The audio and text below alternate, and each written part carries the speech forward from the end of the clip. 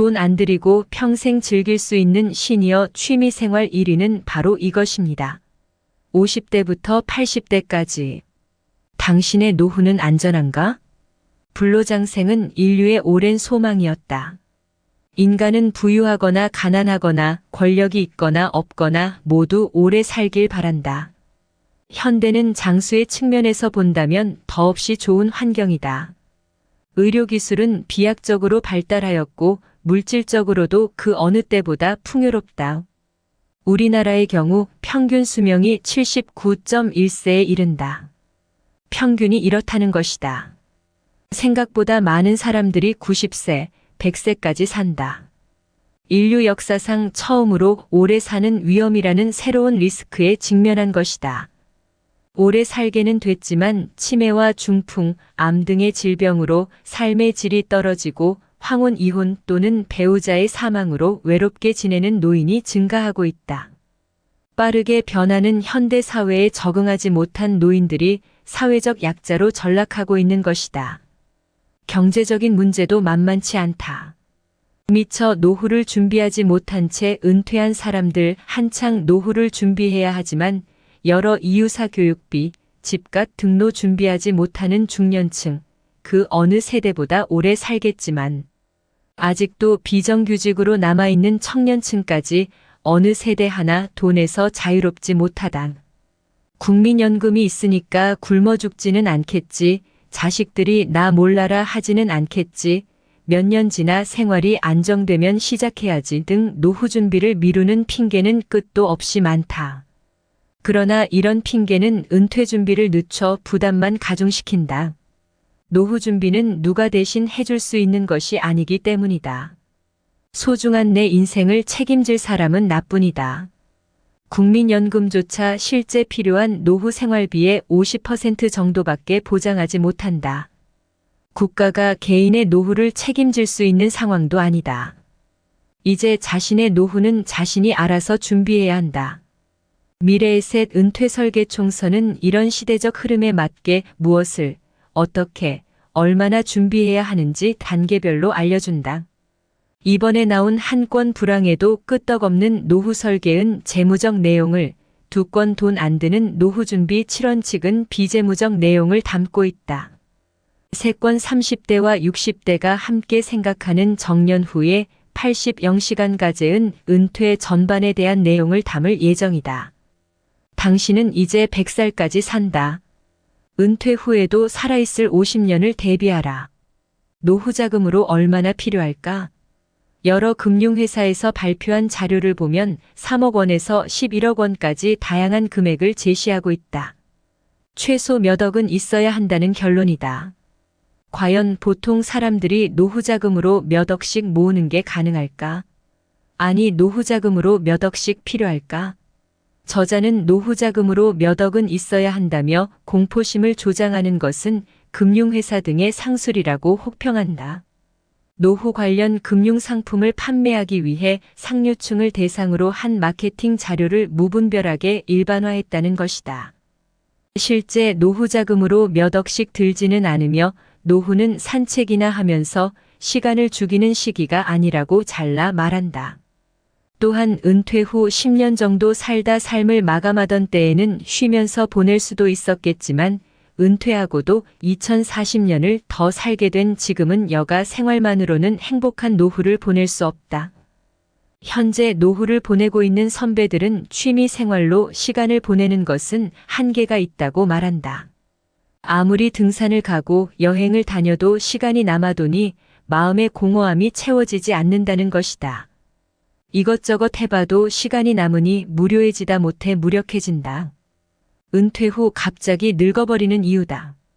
일은 단순한 생계수단이 아니다. 훔볼트는 인간에게 일은 먹고 자는 것보다 더 필요하다고 했고, 프로이트는 인간에게 가장 중요한 두 가지는 일하고 사랑하는 것이라고 했다. 일은 삶의 의미를 부여하는 것인 동시에 자신이 존재하는 이유다. 노후 준비에 대한 책을 보면 돈은 얼마를 모아야 하고 어느 상품에 투자하라는 등의 내용이 대부분이다. 그러나 저자는 노후 자금을 모으는 것이 노후 준비가 될 수 없다고 말한다. 행복한 노후, 건강한 노후를 위해서는 평생 현역으로 평생 젊음을 유지하며 평생 공부하는 것이라고 주장한다. 사람에 따라서는 이미 실천하고 있을 수도 있고 7가지 모두 생소할 수 있다. 저자가 제시하는 원칙을 모두 실천해야 하는 것은 아니다. 자신에게 맞는 원칙 한두 가지만 실천해도 훨씬 풍요로운 노후를 보낼 수 있을 것이다.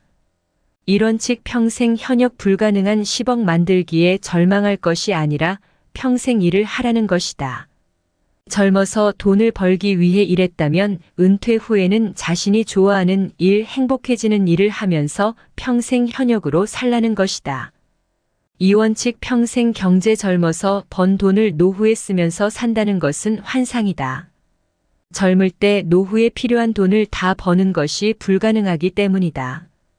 또한 저금리 현상으로 퇴직금 등에서 나오는 이자, 수입으로 살기도 힘들다. 따라서 노후에도 나름대로 경제활동을 해야 한다. 3원칙 평생 건강 몸이 아픈 것만큼 서러운 일도 없다. 더구나 늙어서 중병을 앓게 되면 애써 모은 노후 자금을 병원비로 지불해야 한다. 노화는 노쇠가 아니다. 개인의 생활 습관에 따라 얼마든지 건강하게 살 수 있다. 규칙적인 운동, 적당한 수면, 충분한 수분 섭취, 금주와 금연 등 조금만 노력하면 평생 건강하게 살 수 있다. 4원칙 평생 젊음이란 인생의 한 시기를 말하는 것이 아니라 삶에 대한 태도를 의미한다. 나이에 상관없이 자신이 하고 싶은 일을 적극적으로 하는 사람이 젊은이다. 5원칙 평생 관계 좋은 인간관계는 행복한 삶의 기본이다.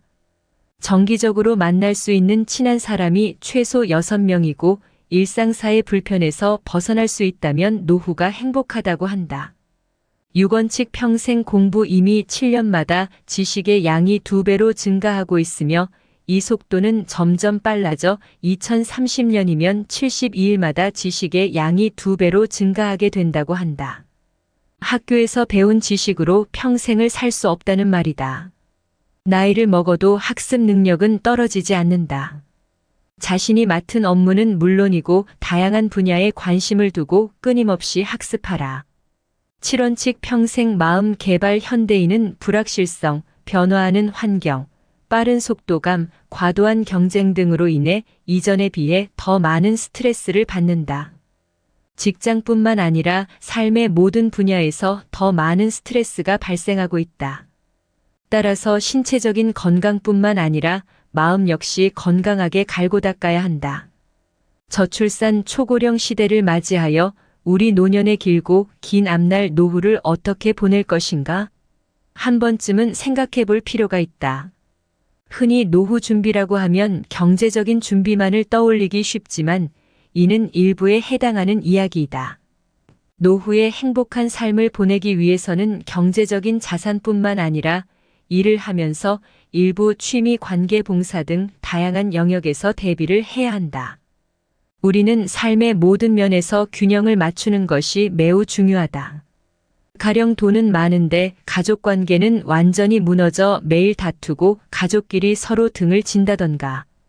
돈도 많고 가족 관계도 좋지만 큰 병에 걸려서 병원에 있어야 한다면 우리는 행복할 수 없다. 따라서 노후 준비를 돈에만 한정할 것이 아니라 건강이나 심리까지 잘 보살필 수 있고 노후에 돈이 많이 들지 않으면서 시간과 장소의 제약을 덜 받을 수 있는 행복한 노후 생활을 할 수 있는 취미 생활이 필요하다. 사실 아직 직장 생활 하는 분들에게는 먹고 살기도 힘든데 무슨 취미 생활이냐고 하는 사람들도 있겠지만 이제 100세 시대를 맞이한 우리에게는 너무나 당연한 것이며 남은 230년을 어떻게 하면 즐겁고 행복하게 살 것인가 고민해야 할 시기이다. 따라서 아무 취미 생활 없이 집에서 그저 막연히 시간을 보내면 자신이 한없이 초라하게 느껴지고 자존감도 낮아진다. 그래서 집에만 있기보다는 무조건 밖으로 나가는 것이 좋다. 사람은 혼자 있는 시간과 다른 사람과 함께 하는 시간이 적절한 균형을 이루어야 행복을 느끼기 때문이다. 요즘 국내에서 골프가 각광을 받는 운동이 되면서 시니어분들도 골프하는 분들이 많은데 사실 골프는 돈이 많이 들어가기 때문에 부담스러운 점이 있다. 취미 활동을 할 때는 가능하면 돈이 많이 들지 않으면서 자신이 살고 있는 근처에서 언제든지 즐길 수 있는 취미 위주로 가족이나 배우자가 함께 할 수 있는 취미 활동 하나와 각자 즐길 수 있는 취미 활동 하나를 하면 좋다. 나이대별로 560대는 주로 몸을 사용하는 취미 생활로 자전거 타기, 등산, 식물 키우기, 반려동물 기르기, 낚시, 여행, 그림 그리기, 인테리어 등이 있다.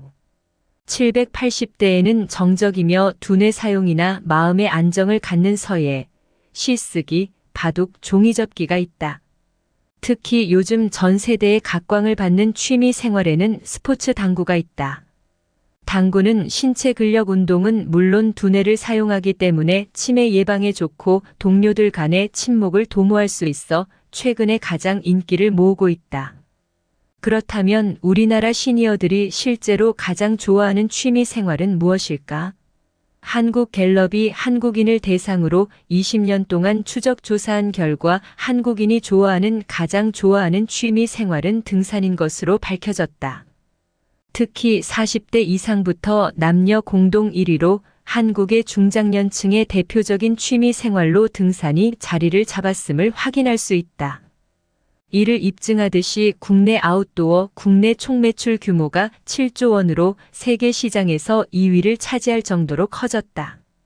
등산은 심폐지구력 향상과 지구력 향상에 도움이 되며 맑은 공기와 자연 풍경을 직접 느낌으로써 정신을 맑게 해주고 스트레스 해소를 돕는다.